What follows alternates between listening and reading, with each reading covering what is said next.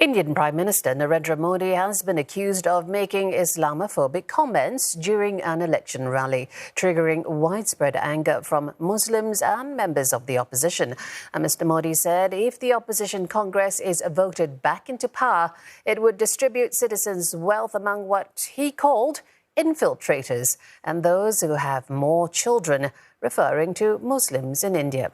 Priyata Brajabasi brings us this report from New Delhi.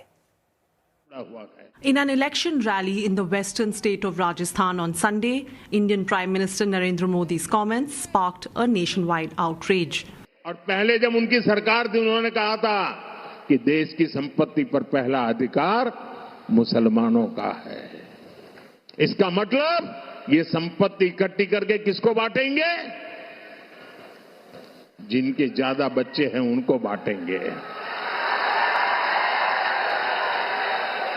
घुसपैठियों को बांटेंगे।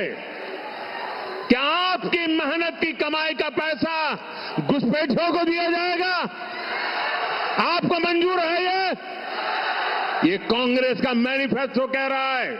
The opposition is calling these remarks hate speech.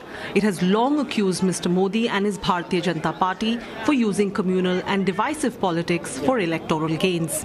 India's main opposition party, the Indian National Congress, says no Prime Minister has lowered the dignity of the post as much as Modi.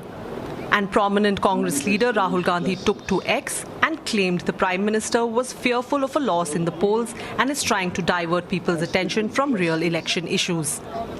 Modi was reportedly referring to remarks made by former Prime Minister Manmohan Singh more than a decade ago, where he said his Congress government aimed to devise plans to ensure that minorities, particularly Muslims, were empowered to share equitably in India's development and must have the first claim on resources.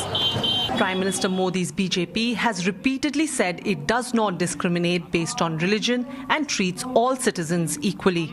But Modi's remarks are gaining widespread backlash at a time when many fear that a third term for him will deepen ethnic and religious divisions in the country. The world's most populous nation is in the midst of a 6-week-long election in which Modi is expected to secure a rare third consecutive term.